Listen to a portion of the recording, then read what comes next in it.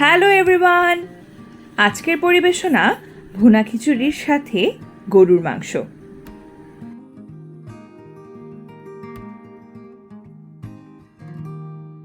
প্রথমে একটি পাত্রে মুগ ডাল ভালো মতো ভেজে নিন। এরপর আরেকটি পাত্রে তেল দিয়ে তাতে গরম মশলা দিয়ে নিন।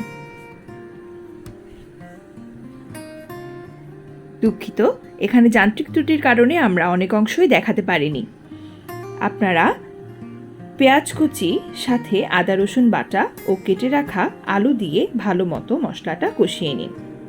মশলা কষানো হয়ে গেলে ধুয়ে রাখা চাল ও ডাল মশলার মধ্যে দিয়ে ভালো মতো নেড়ে নিন।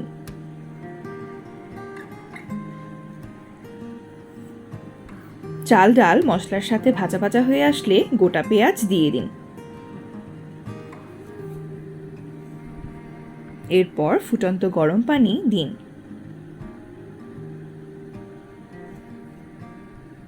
চাল ডাল পানির সাথে মিশিয়ে নিন। এরপর কাঁচামরিচ দিয়ে দিন।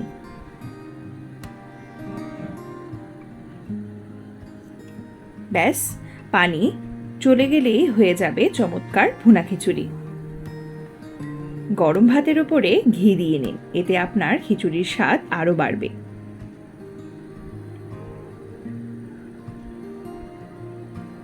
চলুন এবার দেখে আসি গরুর মাংসের ভুনা। প্রথমে একটি পাত্রে তেল দিয়ে গরম মশলা দিয়ে নিন। এরপর কুচি করে রাখা পেঁয়াজ দিন, সাথে স্বাদমতো লবণ দিয়ে ভালো মতো ভেজে নিন।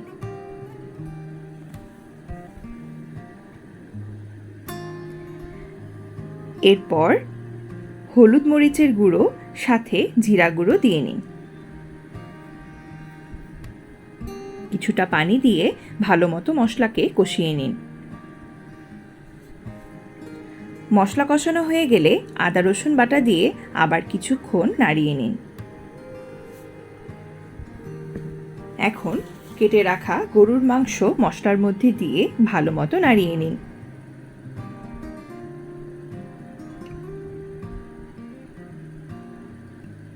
গরুর মাংসের উপর পানি চলে আসলে আবার কিছুক্ষণ নাড়িয়ে নিন। যতক্ষণ না মাংস সিদ্ধ হচ্ছে ততক্ষণ মাংসকে রান্না করে নিন।